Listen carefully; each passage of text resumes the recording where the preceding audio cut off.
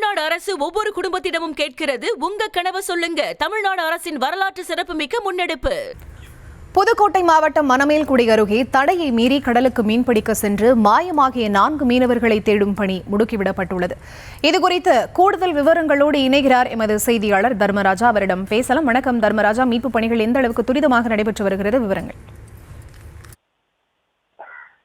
மணமேல்குடி தாலுகா பொன்னகரம் மீனவ கிராமத்திலிருந்து வெள்ளிக்கிழமை மாலை மூர்த்தி என்பவருக்கு சொந்தமான விசைப்படகு நாட்டு படகில் மூர்த்தி, மணிகண்டன், நாயகம், மணி ஆகிய 4 மீனவர்கள் கடலுக்கு மீன்பிடிக்க சென்றுள்ளனர்.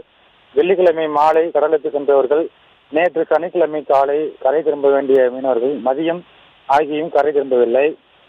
எனில் கடலுக்கு சென்ற மீனவர்கள் தங்களது படகில் எரிபொருள் தேர்ந்துவிட்டதாக சக மீனவர்களுக்கு தகவல் தெரிவித்துள்ளனர். அதனையடுத்து நேற்று மாலை 8 நாட்டு படகுகளில் சக மீனவர்கள் தேடச் சென்றுள்ளனர். நேற்று இரவு வரை தேடி கிடைக்காத நிலையில் இன்று காலை 2 விசைப்படகுகளில் சக மீனவர்கள் கடலோர பாதுகாப்பு குழுமத்தினர் 15 பேர் கொண்ட குழு தேடுதல் பணியில் முடுக்கி விடப்பட்டுள்ளனர். கடலில் காற்றின் வேகம் அதிகமாக உள்ளதால் மீனவர்கள் யாரும் கடலுக்கு செல்ல வேண்டாம் என மீன்துறையால் அறிவிக்கப்பட்டு கடந்த 7ஆம் தேதி முதல் மீனவர்கள் யாரும் கடலுக்கு செல்லாமல் இருக்கின்ற நிலையில் தடையை மீறி கடலுக்கு சென்று மீனவர்கள் மயக்கமாயுள்ளது குறிப்பிடத்தக்கது. விவரங்களுக்கு நன்றி தர்மராஜா.